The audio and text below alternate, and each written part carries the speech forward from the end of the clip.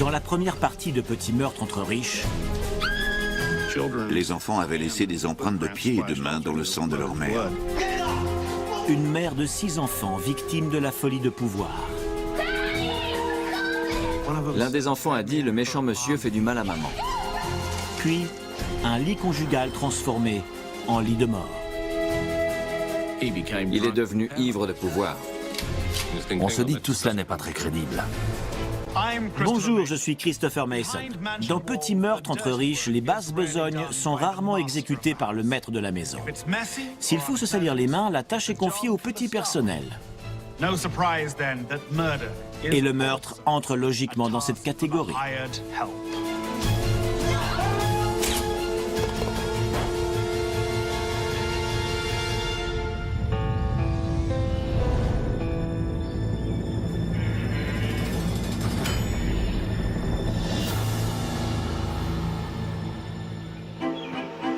Nous sommes sur le parcours de golf du Country Club, un sanctuaire pour les plus fortunés dont le seul souci est la trajectoire de leur prochain swing. Il était membre du country club le plus chic.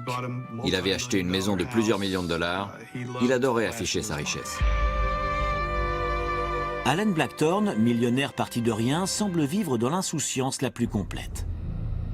Pourtant, une épée de Damoclès est suspendue au-dessus de sa tête. De nombreuses affaires sont conclues dans la discrétion sur un terrain de golf. Un parcours de 18 trous est une occasion privilégiée pour comploter en toute sérénité.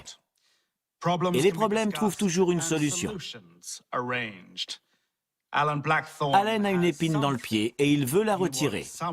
Pour de bon. Alan Blackthorne est un individu très louche. Il a une personnalité sombre, celle d'un comploteur et d'un escroc.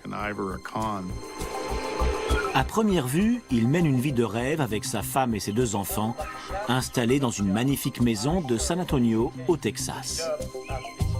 Il ne manque pas d'argent. Il était très riche, c'était un millionnaire. Il avait vendu le brevet d'une invention médicale et il récoltait les intérêts. Regarde ça. Chaque année, il touchait près de 750 000 $. Une somme amplement suffisante pour alimenter sa passion pour le golf. Superbe coup. Mais Allen est hanté par un autre problème. Après un divorce pénible, il craint de perdre la garde de ses 2 filles au profit de Sheila, son ex-femme. Alan Blackthorne était obsédé par le pouvoir et le contrôle. L'idée que son ex-femme pouvait lui prendre ses enfants après avoir recommencé une nouvelle vie était complètement inacceptable. Malgré son argent et son influence, il ne supportait pas ce sentiment d'impuissance. Vous êtes prêts pour la photo, les enfants? Depuis son divorce 10 ans plus tôt, Sheila Belush s'est remariée et a eu des quadruplés. Tout le monde sourit. Stevie et Daryl, les 2 filles de Allen, vivent aussi avec elle, à Sarasota, en Floride. Sheila a grandi dans une famille heureuse. Elle a connu Allen alors qu'elle travaillait en tant que secrétaire juridique. Mais leur mariage a vite tourné au cauchemar. Alan, mon chéri, les Johnson nous invitent à dîner. Hors de question. Le mariage n'a duré que quelques années. Le divorce, en revanche, s'est éternisé. La bataille pour la garde des enfants a été très âpre. Je te déteste! Il a accusé Sheila Belush de tout et son contraire. Mais chérie, on est de la même famille. Sheila gagne et obtient la garde de ses filles. Mais elle ne connaît Allen que trop bien et sait qu'il déteste perdre la face.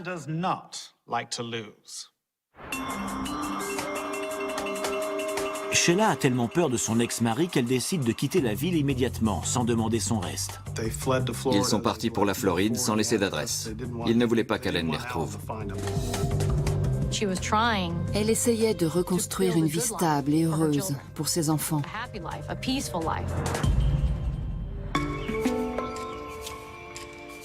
Nous sommes le 4 novembre 1997, dans la nouvelle maison de Sheila Belush en Floride.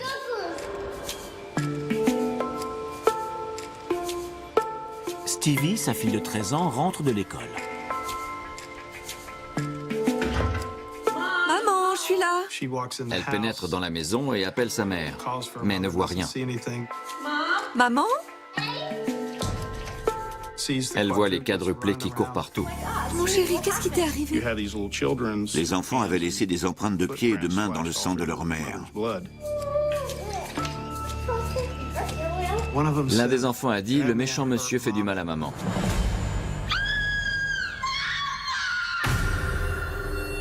Le corps de Sheila Belush est étendu sur le sol de la cuisine. Il y avait une très grande quantité de sang sur le sol. Sheila Belush avait été abattue, puis avait eu la gorge tranchée. Le spectacle était insoutenable. Oh mon Dieu! Les gosses sont ici depuis des heures. Une vision d'horreur qui laisse perplexes les enquêteurs. Quel est le mobile? Qu'est-ce qui s'est passé? Un cambriolage qui a mal tourné? Une agression sexuelle suivie d'un meurtre? On dirait qu'elle a essayé d'appeler quelqu'un. À ce stade-là, on ne savait rien du tout. Blessure défensive, lacération à la gorge. Quand une femme mariée est tuée, les soupçons se portent immédiatement sur son mari.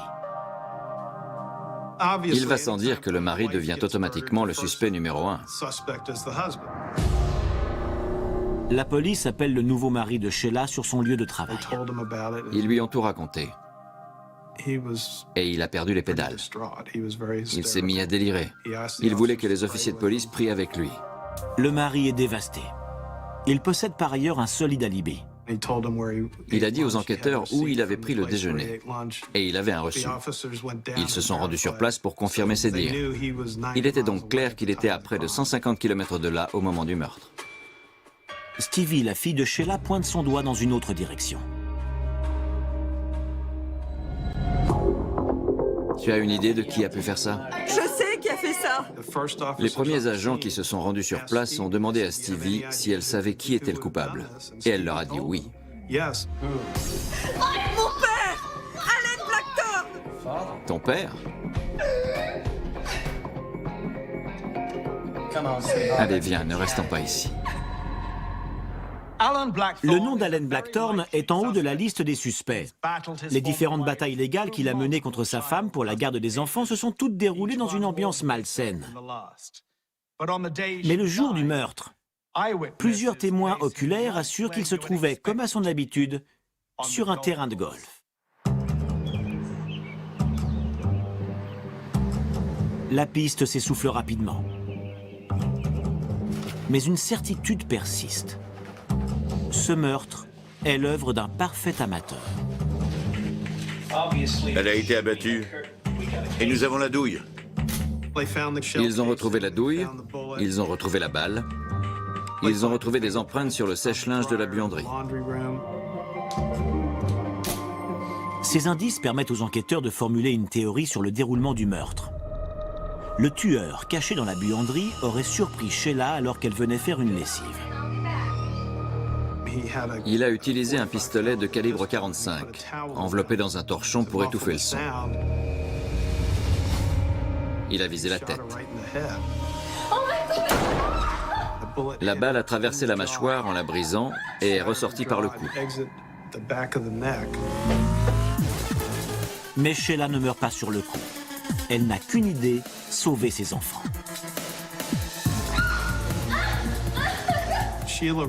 Sheila s'est réfugiée dans la pièce adjacente, la cuisine. Le tueur l'a poursuivie.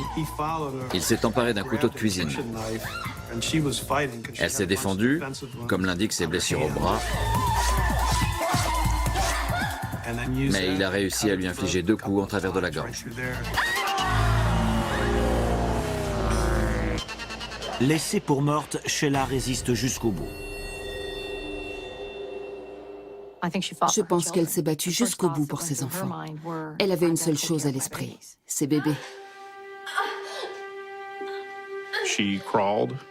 Elle a rampé sur le sol de la cuisine et elle a réussi à attraper le téléphone sur le plan de travail. Puis elle a essayé de composer le 911.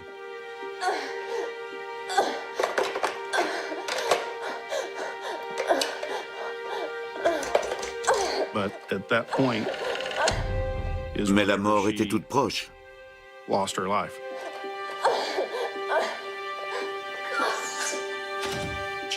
Elle est décédée sans parvenir à les appeler.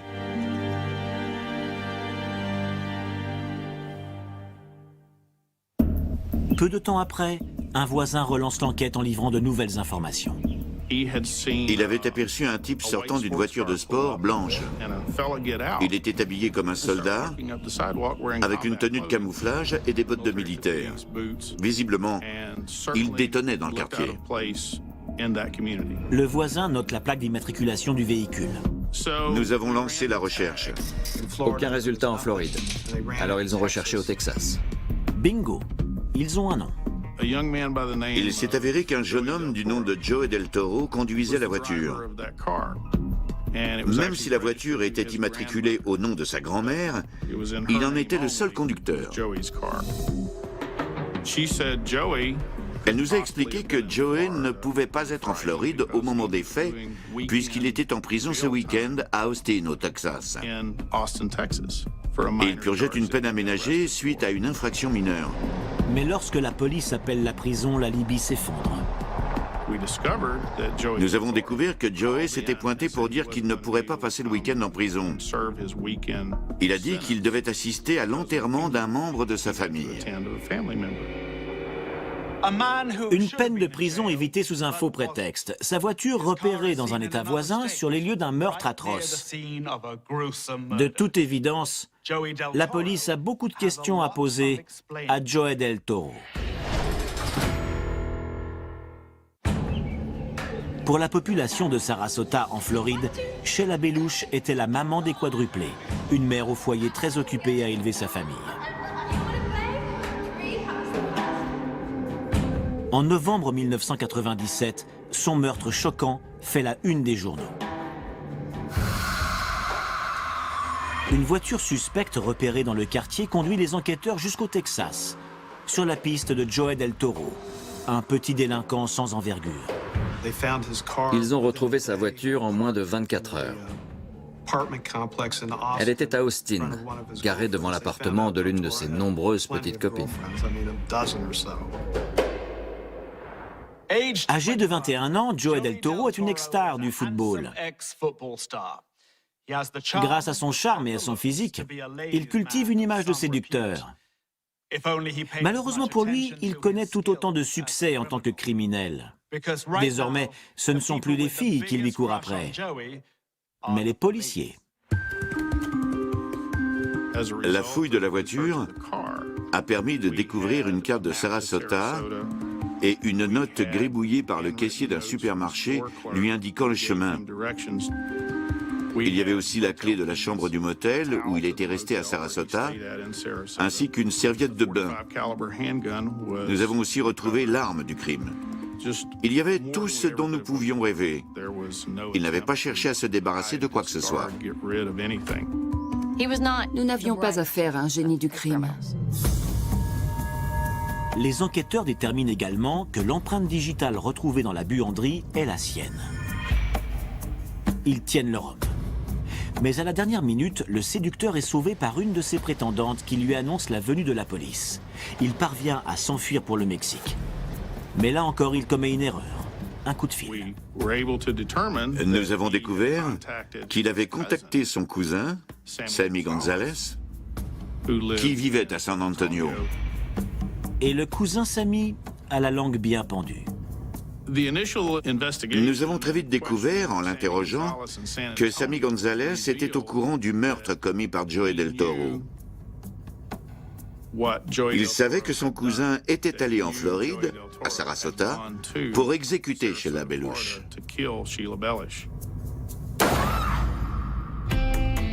Mais pourquoi un jeune homme de 21 ans parcourrait près de 2000 km, traversant 4 États, pour abattre une femme qu'il ne connaît pas?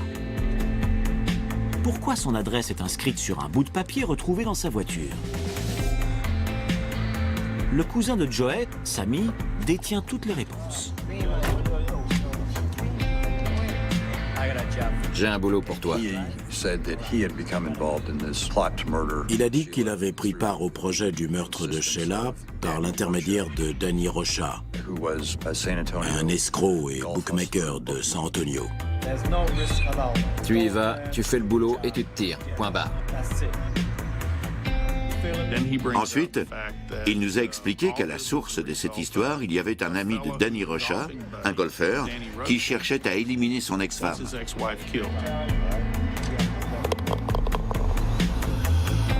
L'ami golfeur de Danny Rocha connaît très bien Sheila Belush, puisqu'il s'agit de Allen Blackthorne. Ils jouaient au golf dans le même country club. Danny Rocha jouait très bien au golf. Et Allen adorait parier.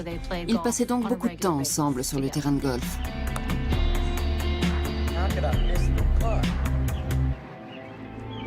Allez, on se tire.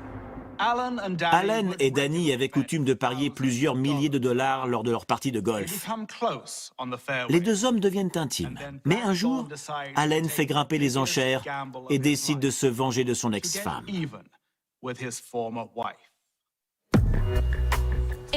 Au départ, il ne s'agissait que de lui faire peur. Selon Danny Rocha, voilà la teneur des premières conversations entre les deux hommes. Je veux lui donner une leçon. Qu'est-ce que tu veux dire?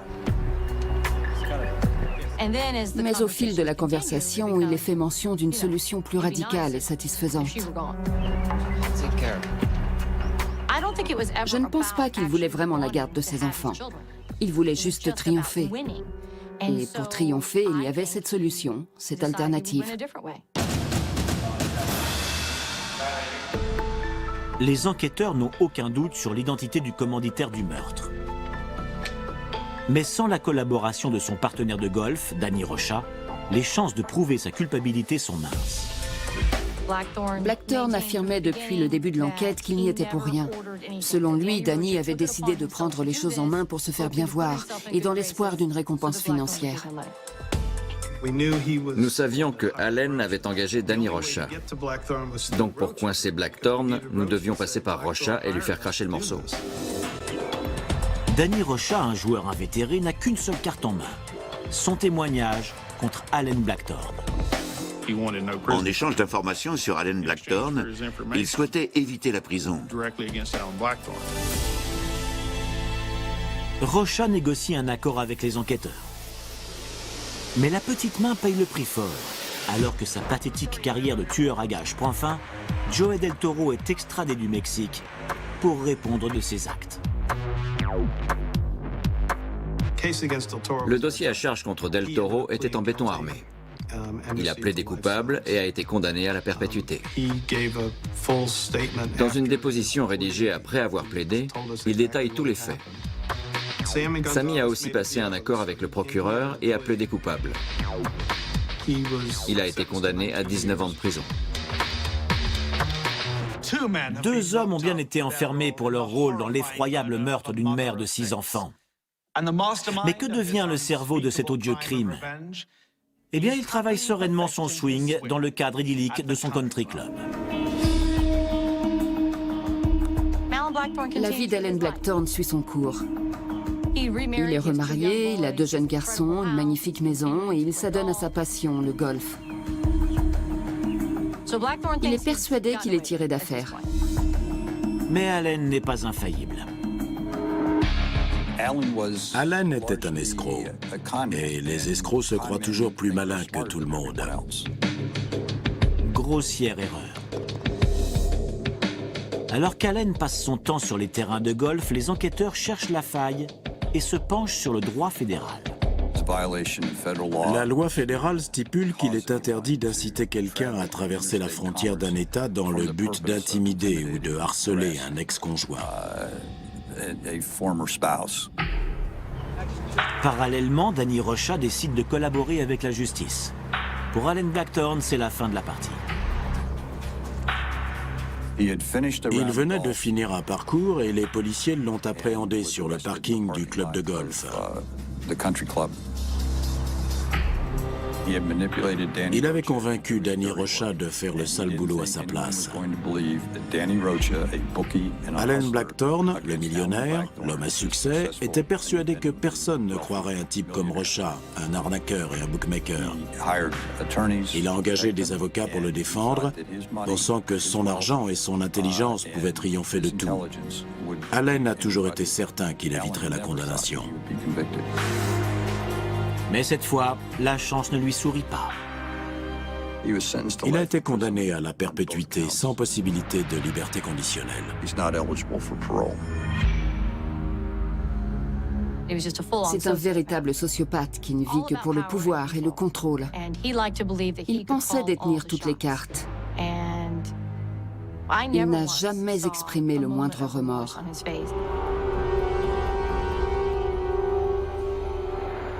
Alan Blackthorne était suffisamment riche pour prendre sa retraite à 40 ans et consacrer sa vie au golf. Mais son obsession pour la vengeance n'a jamais cessé de le poursuivre. Je suis persuadé qu'aujourd'hui encore, assis sur le banc de sa cellule, et loin des gazons de son country club, la haine brûle encore au fond de son cœur. Tout de suite, dans Petit meurtre entre riches, Il est devenu ivre de pouvoir. sexe et meurtre en bord de mer. La scène était terrifiante, il n'y a pas d'autre mot. Un meurtre singulier entraîne une cascade de révélations. Qui est capable d'une telle chose?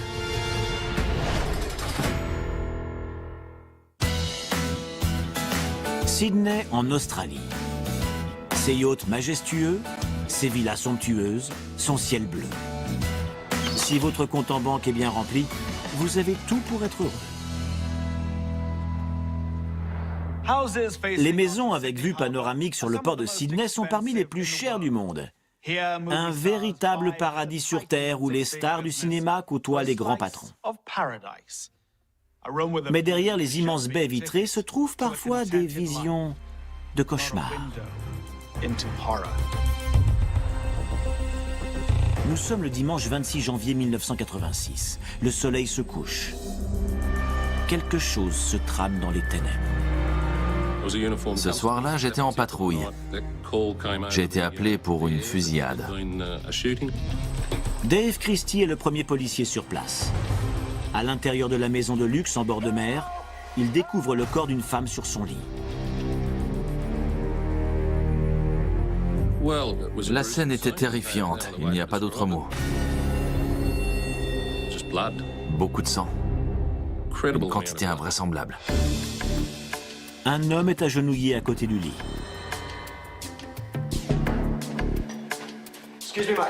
Ça faisait beaucoup d'éléments d'un coup. Nous nous posions beaucoup de questions. Veuillez reculer. Qui était ce type à genoux à côté du lit? Tout va bien? Oui, je vais bien. Nous l'avons éloignée du lieu du crime. Nous pensions qu'elle était peut-être encore en vie. Mais il est trop tard.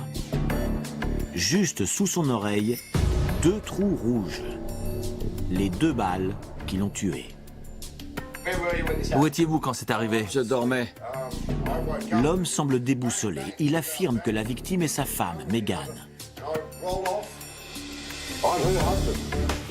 Je l'ai fait s'asseoir pour lui poser des questions et je lui ai demandé ce qu'il faisait dans la vie. Il m'a dit qu'il était propriétaire d'un hôtel à Manly, le Manly Pacific. C'est un hôtel très connu. Donc j'ai su que nous avions affaire à quelqu'un d'important. Je me pointe et là je vois ma femme. S'il possède un hôtel de cette taille, il doit être sacrément riche. Cet homme est Andrew Kalesic, un propriétaire millionnaire. Il a construit le plus grand hôtel sur la côte de Sydney, le Manly Pacific International.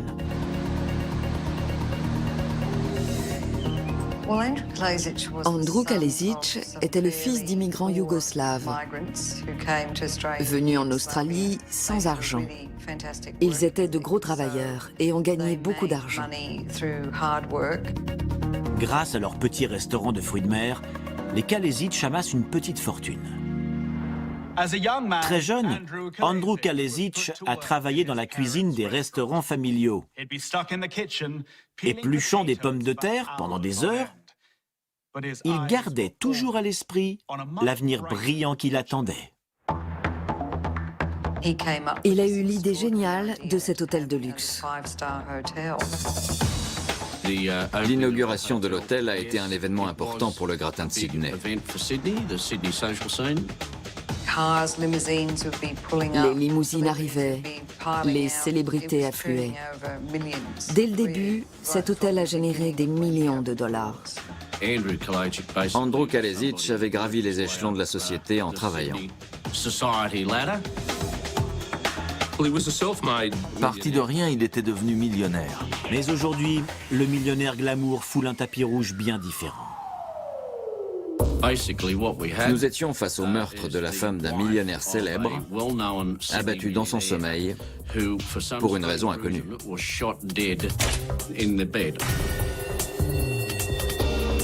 Steve Barrett, reporter chevronné, flaire un bon sujet.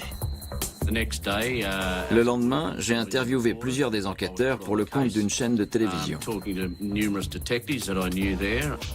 La direction dans laquelle le tueur a pris la fuite est aussi troublante que le crime lui-même.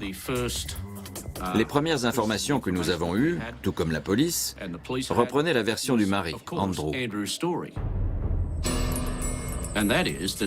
Selon lui, un homme armé était entré dans leur maison, passant par le balcon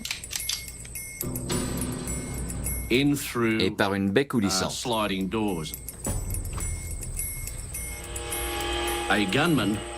Se tenant dans un coin de la pièce, il avait tiré, bang bang, 2 coups de feu sur Megan, sa femme, et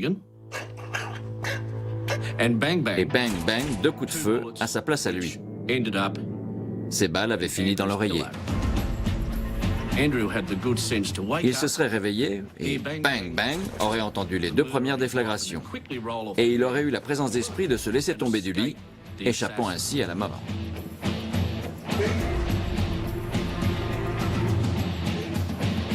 Une véritable tentative d'assassinat. Megan, Megan! Au secours! Au secours! Au secours!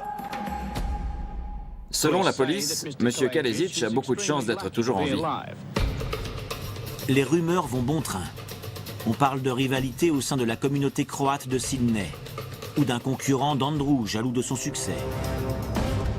Les 2 balles qui l'ont manqué de peu laissent penser qu'il était la cible de l'attentat. Mais personne ne comprend qui a voulu éliminer Megan. C'était une mère dévouée et une personne formidable. Tout le monde aimait Megan. Même si elle était très riche, il est apparu qu'elle était en réalité très modeste. C'était une femme très timide, toujours de bonne humeur et très généreuse. Lors de son enterrement, Andrew manifeste une très grande émotion. Les photographies de la cérémonie font le tour des journaux télévisés. Policiers en civil et en uniforme ont assuré la sécurité d'Andrew Kalesic, sorti de sa cachette pour assister à la cérémonie. Une femme, membre de la haute société de Sydney, est abattue dans son sommeil et son mari parvient à déjouer la mort en se laissant tomber du lit. Cette affaire était sensationnelle. Dans une petite ville de banlieue, un criminel endurci suit les informations d'un œil agacé. Dans le milieu, on l'appelle Black George. Cette histoire commence à l'énerver. Et dans le milieu, tout le monde sait qu'il ne faut pas énerver Black George. Il a dit « J'ai des informations ». À l'origine, le contrat était pour moi.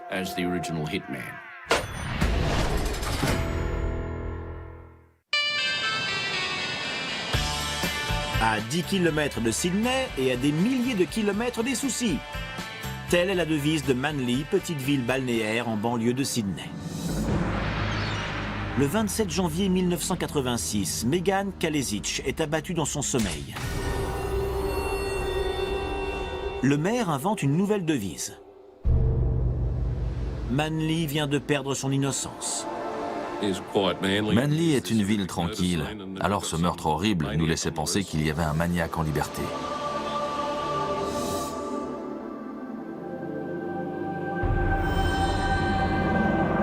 Dave Christie est...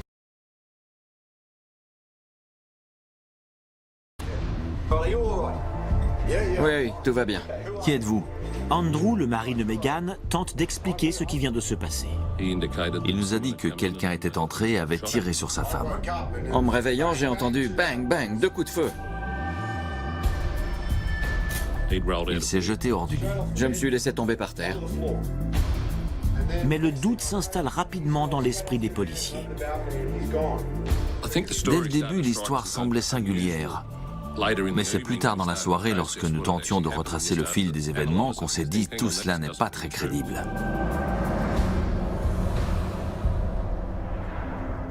Une des policières remarque que le millionnaire se frotte ostensiblement les yeux comme s'il pleurait. Pourtant, en y regardant de plus près, elle s'aperçoit que ses yeux sont secs. Il n'avait pas l'attitude de quelqu'un qui vient de perdre sa femme,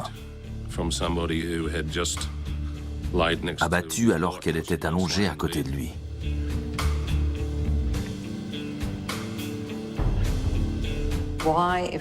Si Andrew Kalesic était bel et bien la cible du tueur à gages, pourquoi ne pas l'abattre en premier? Pourquoi faire tout le tour du lit et viser précisément Megan? Un autre élément soulève des questions. 2 semaines avant le meurtre, Megan avait subi une agression alors qu'elle rentrait chez elle. Qu'est-ce que vous voulez? Un homme masqué l'avait frappée à la tête avant de prendre la fuite, sans dire ni voler quoi que ce soit.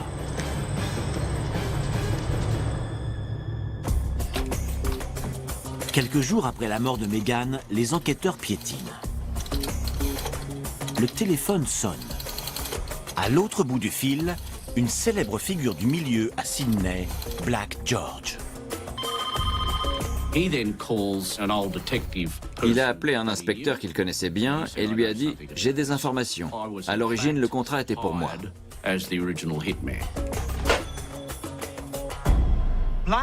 Black George affirme qu'il a pris Megan en filature jusqu'au supermarché. Et alors qu'elle achetait une laitue, il a croisé son regard.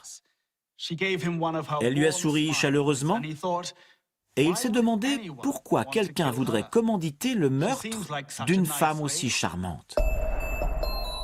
Il a très vite flairé les embrouilles.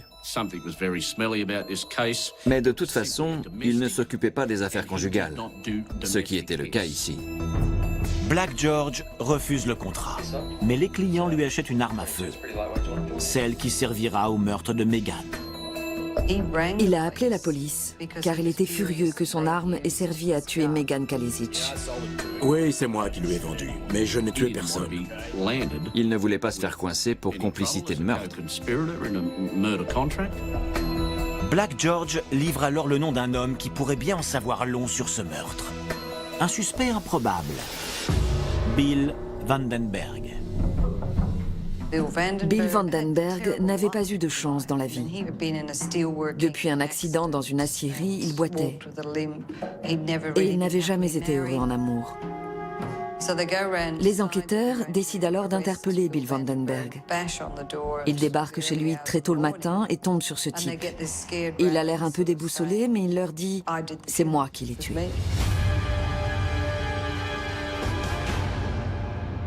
Bill raconte comment il a agressé Megan près de son domicile 16 jours avant le meurtre. Il s'agissait d'une de ses 5 tentatives de meurtre sur Megan. Elle jouait avec ses clés. Quand il s'est approché d'elle, elle a cru qu'il s'agissait d'un de ses fils qui lui faisait une blague. Mais ce n'est pas une blague. À bout portant, Bill appuie sur la gâchette. Mais le fusil est enrayé. Alors il décide de lui asséner un coup sur la tête. Le silencieux est tombé par terre et a roulé, quelque part dans le jardin. Alors il a paniqué et a pris la fuite.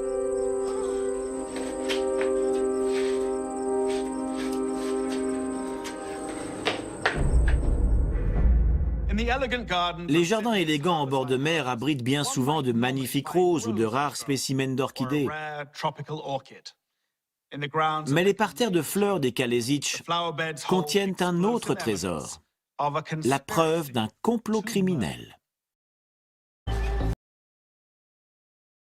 Prenant tous les détails, la police a dépêché sur place une équipe de recherche. Les officiers ont fouillé dans les buissons et ont effectivement retrouvé le silencieux. Tous les éléments concordent. Cet homme fébrile et taciturne serait donc bien le meurtrier de Megan Kalesic. Bill Vandenberg est un assassin malgré lui. Il n'avait pas de casier et il a vécu une vie étriquée sans se poser de questions. Tant et si bien qu'il s'est retrouvé manipulé. Mais qui est le commanditaire? La conscience d'un homme travaille sans cesse, mais celle de Bill Vandenberg faisait des heures supplémentaires. Il finit par donner le nom d'un homme, celui du responsable de la sécurité d'un hôtel prestigieux. Le propriétaire de cet hôtel n'est autre qu'Andrew Kalesic. Quand le chef de la sécurité est arrêté, Andrew Kalesic crie au scandale. Il adorait sa femme. Ils étaient mariés depuis 34 ans, jamais il ne lui aurait fait le moindre mal. Les policiers cherchaient à faire tomber Andrew Kalesic pour complicité de meurtre. Mais une femme vivant à Sydney détient un secret. Une boîte à chaussures remplie de lettres qui vont choquer tous ceux qui croyaient connaître Andrew Kalesic.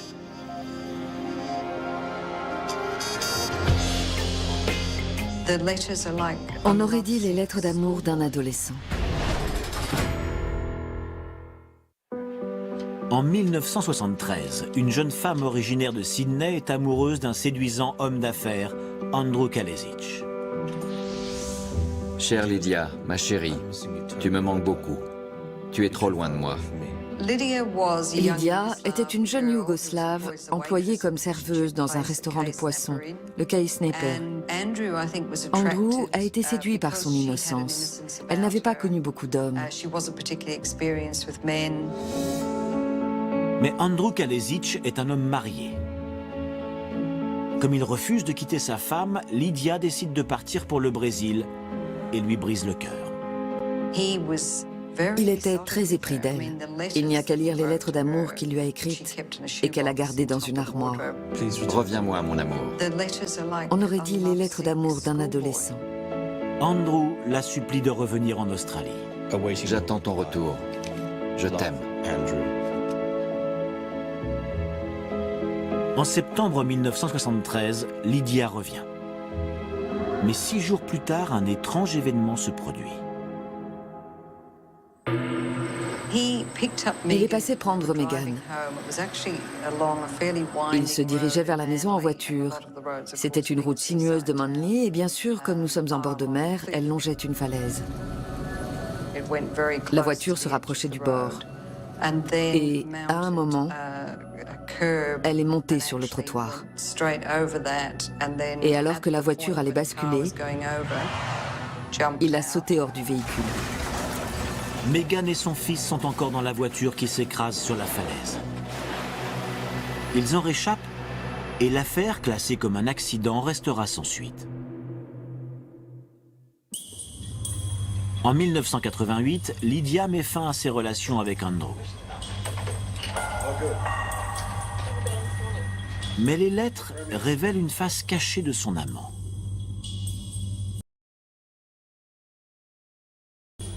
Son mariage est un cauchemar depuis plus de 15 ans.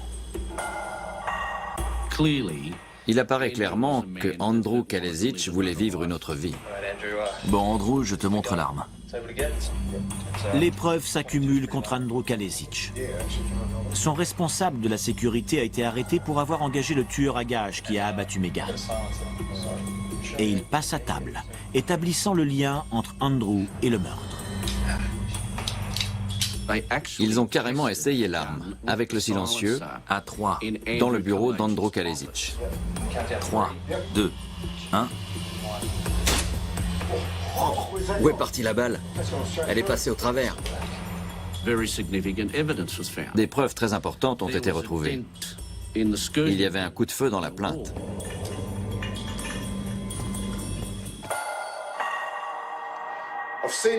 J'ai vu le tireur debout et je me suis laissé tomber hors du lit, sur le sol. La version des faits d'Andrew Kalesic semble de plus en plus difficile à croire. Selon M. Kalesic, le tueur était entré par les grandes baies coulissantes de la chambre. Mais les baies coulissantes présentent une forte corrosion due à l'air marin.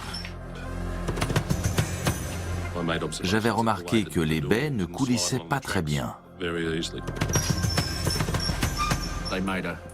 Elle faisait un boucan infernal à cause de la rouille. Le bruit aurait sans aucun doute réveillé le couple. Pourquoi Andrew s'est-il jeté hors du lit? Il semblerait qu'il avait l'intention de se faire tirer une balle dans la jambe pour rendre l'histoire crédible. Mais comment être sûr qu'un tireur aussi peu expérimenté que Bill Vandenberg ne va pas vous abattre par mégarde?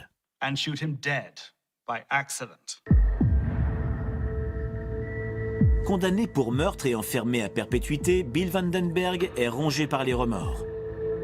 Il a abattu une femme innocente pour la somme de 15 000 $. Son témoignage sera crucial pour faire tomber Andrew Kalesic. Bill Vandenberg voulait par-dessus tout que justice soit faite. Il regrettait son geste et voulait dire la vérité.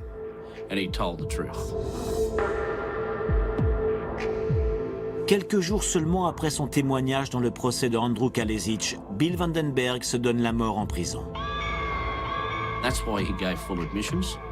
Il a tout reconnu et il s'est donné la mort en prison parce qu'il ne supportait pas d'avoir commis ce crime. Il était profondément désolé d'avoir pris la vie d'une personne si belle et si innocente.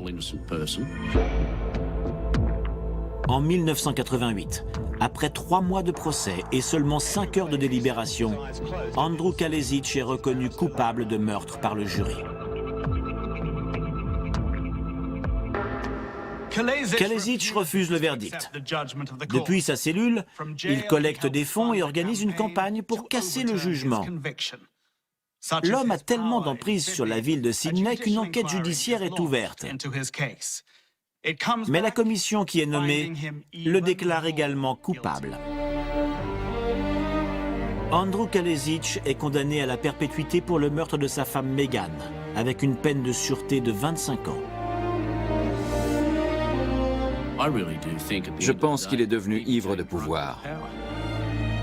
Si vous n'êtes pas heureux en mariage, divorcez. Ne prenez pas la vie d'une femme innocente comme il l'a fait. C'est une triste histoire.